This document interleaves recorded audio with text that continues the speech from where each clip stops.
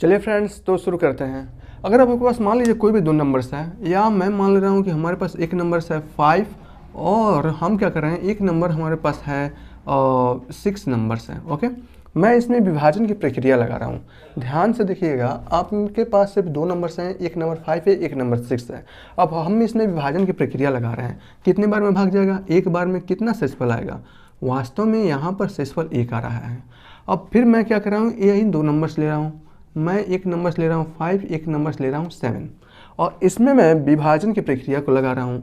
तो वास्तव में यहाँ से जो शेषफल आ रहा है वो आ रहा है 2। मैं एक नंबर्स और ले रहा हूँ और इसमें मैं विभाजन की प्रक्रिया को लगा रहा हूँ। यह भी एक बार में भाग जाएगा और उस कंडीशन में शेषफल आएगा 3। मैं क्या कर रहा हूँ कि एक बार और इसमें विभाजन की प्रक्रिया लगा रहा हूँ, लेकिन यहाँ पर मैं 8 की जगह पर 9 ले रहा हूँ। एक ही बार में भाग जाएगा और इस कंडीशन में जो शेषफल आएगा वो आएगा 4। ओके, एक बार मैं और क्या कर रहा हूँ कि यहाँ से विभाजन की प्रक्रिया को लगा रहा हूँ इन दो नंबर्स के बीच में, जहाँ पर एक 5 है और एक यहाँ पर 10 है। और इस कंडीशन में आप यहाँ देखेंगे 2 बार में भाग जा रहा है और यहाँ पर जो शेषफल आ रहा है वो शेषफल आ रहा है 0। ध्यान से समझिएगा, बहुत ही ईजी है, आप कर लेंगे। आप कोई भी नंबर्स लीजिए और उसमें भाग दीजिए 5 से। वो हमेशा या तो शेषफल आएगा उसका 0 आ जाएगा, या शेषफल 1 आएगा, 2, 3, 4 यही शेषफल आएगा और कोई शेषफल नहीं आएगा। जैसे अगर हमारे पास मान लीजिए एक नंबर्स है, मैं यहाँ पर मान ले रहा हूँ, जैसे हमारे पास एक नंबर है 5 और कोई एक नंबर है, मैं ले रहा हूँ मान लीजिए यहाँ से 625। ओके, और इसमें मैं विभाजन की प्रक्रिया को लगा रहा हूँ, या 624 ले रहा हूँ, एक विभाजन की प्रक्रिया को लगा रहा हूँ। तो इसमें वास्तव में 5 एकम 5 और यहाँ पर शेष आएगा 1। मैं यहाँ पर 2 को लिख रहा हूँ, 2 बार में भाग जाएगा। इस कंडीशन में शेषफल आएगा 2। मैं 4 को उतार दे रहा हूँ और इस कंडीशन में आप देखेंगे 20 और शेषफल आ रहा है इसमें 4। आप कोई भी संख्या लीजिए, आप अपनी मर्जी से कोई भी संख्या ले सकते हैं, उसमें 5 से भाग देने पर हमेशा जो शेषफल आएगा 1, 2, 3, 4 या 0 आएगा। इसके सिवा कोई शेषफल आ ही नहीं सकता है। ओके, तो मैं वास्तव में आप लोगों को समझाना क्या चाहता हूँ, आप लोग वो समझिए। मैं आपसे ये समझाना चाहता हूँ कि अगर आपके पास ये क्या है, 5 है ना, 5 से किसी भी संख्या को भाग देंगे तो हमेशा शेषफल की संख्या जो आएगी वो तो 5 आएगी। 0, 1, 2, 3, 4, तो 0, 1, 2, 3, 4, 5। अगर किसी भी संख्या को 6 से भाग दे तो शेषफल कितना आएगा? 6 आएगा। 0, 1, 2, 3, 4, 5, 6 शेषफल उसका कभी नहीं आएगा। मतलब शेषफल की संख्या 6 आएगी और उसका शेषफल 6 कभी नहीं आएगा। 6 से 1 कम आएगा, 5 तक आता है। ओके, इसी प्रकार मैं आपसे कहता हूँ कि इस कंडीशन में आप ये देखिए कि अगर मैं 6 को ए से प्रदर्शित करता हूँ, 5 को मैं बी से प्रदर्शित करता हूँ और 1 को मैं क्यू से प्रदर्शित करता हूँ, और मैं जो इसका शेषफल आया है उसको मैं आर से प्रदर्शित करूँ, तो इस कंडीशन में ये को क्या लिखा जा सकता है? यहाँ देखिए, इन कंडीशन में 6 को क्या लिख सकते हैं आप लोग? 6 को लिख सकते हैं 5 गुणे 1 प्लस 1, 5 गुणे 1 प्लस 1 लिख सकते हैं। इसी प्रकार 7 को आप लोग क्या लिख सकते हैं? 5 गुणे 1 प्लस 2। इसी प्रकार 8 को क्या लिख सकते हैं? 5 गुणे 1 प्लस 3। इसी प्रकार 9 को क्या लिख सकते हैं? 5 गुणे 1 प्लस 4 लिख सकते हैं। इसी प्रकार अगर 10 भी हो तो आप क्या लिख सकते हैं? 5 गुणे 2 प्लस 0। शेषफल सुना है ना? ये जो प्लस के आगे लिखा गया है वो वास्तव में शेषफल है कि शेषफल क्या क्या हो सकते हैं। ओके, आप यहाँ देखेंगे जो बीच वाली संख्या होती है उसको हमेशा कहा जाता है भाज्य, और जो 5 है उसको हमेशा कहा जाता है भाजक, और जो 1 आया उसको हमेशा कहते हैं भागफल। आपको मालूम होना चाहिए। और जो नीचे जो शेष आता है उसको कहा जाता है वास्तव में शेषफल। इस प्रकार यहाँ से ये 6 क्या है? वास्तव में ये 6 है भाज्य, तो और 5 क्या है? भाजक, 1 क्या है? भागफल, और इसमें 1 क्या है? शेषफल। इस प्रकार में हम कह सकते हैं कि जो हमारा भाज्य होता है, वो होता है भाजक गुणे भागफल प्लस शेषफल। ओके, इसी प्रकार ये हमारा क्या है? भाज्य है। भाज्य बराबर भाजक गुणे भागफल प्लस शेषफल। आप यहाँ लिख सकते हैं ना B Q plus R. Okay, बस यूक्लिड विभाजन प्रमेय यही है। अच्छा एक बात बताइए, जो शेषफल आया है वो हमेशा किससे भाजक के बराबर आता है, यानी कि शेषफल की संख्या 1 2 3 4 5 ये भाजक के बराबर आएगी या भाजक से कम आएगी। कब भाजक से कम आएगी? जब इसका शेषफल शून्य हटा दिया जाए, शून्य को छोड़ दिया जाता है, तो वास्तव में शेषफल की जनसंख्या हमेशा किससे कम आ जाएगी? भाजक से कम आ जाएगी।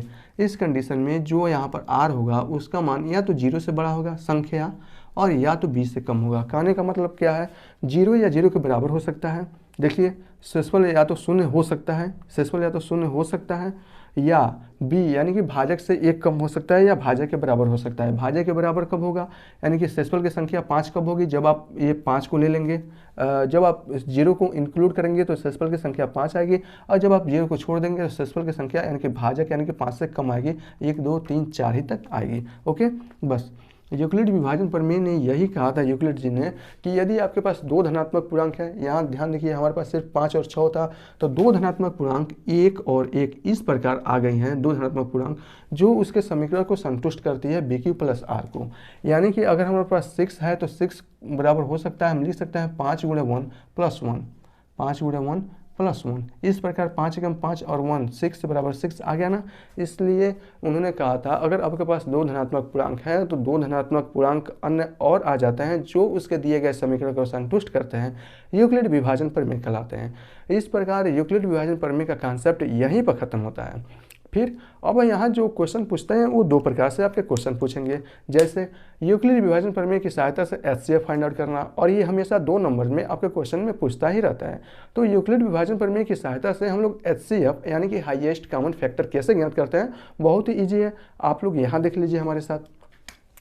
अगर आपके पास कोई भी 2 नंबर्स हैं, जैसे हमारे पास एक नंबर सा है 5 और सॉरी मैं यहाँ लिख देता हूँ। अगर आपके पास एक नंबर से मान लीजिए आपके पास एक नंबर है 5 और दूसरा नंबर है आपके पास 8 है। ओके, इसमें हमें यूक्लिड विभाजन प्रक्रिया की सहायता से हमें इसका HCF फाइंड आउट करना है कि HCF होगा क्या। तो हम इसमें विभाजन की प्रक्रिया लगाएंगे जैसे यहाँ पर लगा रहे हैं, लेकिन इसमें एक कंडीशन हो गया कि अगर हमारे पास शेषफल शून्य नहीं होता है तो जो शेषफल को हमेशा मान लेंगे आपका भाजक, और जो पुराना वाला भाजक होगा उसको मान लेंगे भाग, और विभाजन की प्रक्रिया तब तक लगाएंगे जब तक शेषफल शून्य नहीं आ जाता। ओके, और जो अंतिम भाजक होगा वही उसका शेषफल हो जाए और वही उसका HCF हो जाएगा। ओके, जैसे यहाँ पर कितने बार में भाग जाएगा? एक बार में। कितना होगा? 5 एकम 5 और शेषफल आ गया यहाँ पर 3।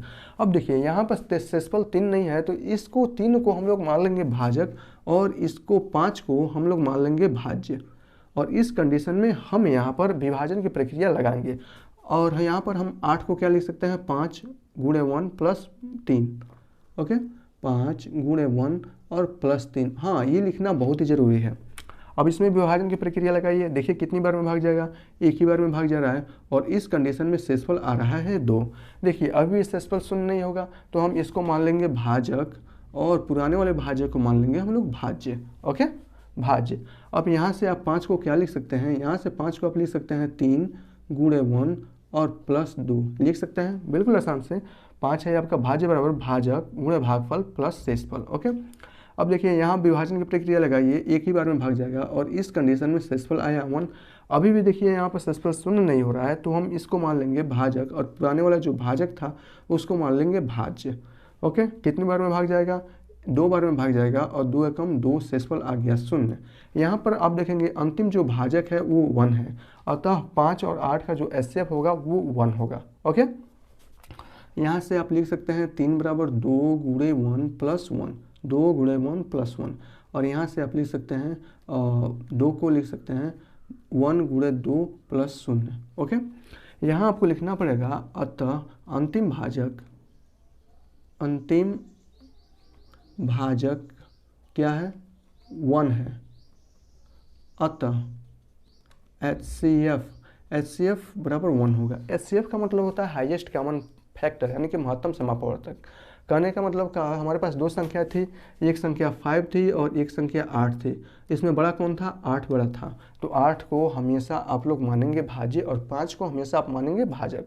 कहने का मतलब क्या है, वो ऐसी कौन सी बड़ी से बड़ी संख्या है जो इन दोनों संख्याओं में पूरी पूरी भाग चली जाएगी। तो आप यहाँ देख रहे हैं वो बड़ी से बड़ी संख्या एक ही है जो 5 और 8 में पूरी पूरी विभाजित हो जाती है। ओके, इसी प्रकार अगर हम एग्जाम्पल 2 अगर हम समझे तो अगर आपसे कहेगा, जैसे मैं क्वेश्चन में ही एक क्वेश्चन को ले रहा हूँ, जैसे इसमें दिया है 135 और 225, 135 और दिया है 225।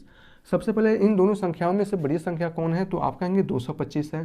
225 की ओर मैं यह मुख कर देता हूँ, जिससे पता चल रहा है कि 225 सबसे बड़ी है और हम इसे भाज्य ले सकते हैं।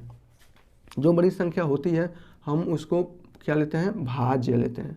तो ये 225 और किससे भाग देना है, 135 से भाग देना है। और हमें इसको यूक्लिड विभाजन प्रमेय की सहायता से एचसीएफ को फाइंड आउट करना है। कितनी बार में भाग जाएगा, सिर्फ एक बार में भाग जाएगा। और इस कंडीशन में शेषफल आएगा हमारा 0 और 90 आ जाएगा। अब 90 शेषफल 0 तो आ नहीं रहा है, तो हम लोग शेषफल को भाजक कर लेते हैं और जो पुराना वाला भाजक होता है उसको हम लोग भाज्य बना देते हैं। अब देखिए, और यहाँ से आपको लिखना पड़ेगा 225 बराबर यानी कि भाज्य बराबर भाजक गुणे भागफल प्लस शेषफल 135 गुणे 1 प्लस 90, 135 गुणे 1 और यहाँ पर प्लस 90। अब इसको भाग दीजिए, कितनी बार में भाग जाएगा, एक बार में भाग जाएगा। कितना शेषफल आएगा यहाँ पर 45, यहाँ पर शेषफल आ गया। ओके, जब आप इसे घटाते हैं तो इस कंडीशन में आप 135 को क्या ले सकते हैं, 90 गुणे 1 और यहाँ से प्लस 45। ओके, बहुत ईजी है। अब यहाँ देखिए शेषफल 0 नहीं आ रहा है। जब शेषफल 0 नहीं आ रहा है तो इसको हम लोग मान लेते हैं भाजक और पुराने वाला जो भाजक होता है उसको मान लेते हैं हम लोग भाज्य। दो बार में भाग जाएगा, यहाँ शेषफल आ जाएगा 0 और यहाँ से आप 90 को क्या लिख सकते हैं 45 गुणे 2 और प्लस 0। अब यहाँ देखेंगे जो अंतिम भाजक है यानी कि 45 है, अंतिम भाजक से यह शेषफल इसका 0 हो रहा है तो यहाँ पर लिखेंगे अतः अंतिम भाजक 1 है, अतः इसका जो एचसीएफ होगा वो कितना होगा 45 होगा। यानी कि बड़ी से बड़ी संख्या वो 45 ही है जो इन दोनों संख्याओं में पूरी पूरी भाग चली जाती है।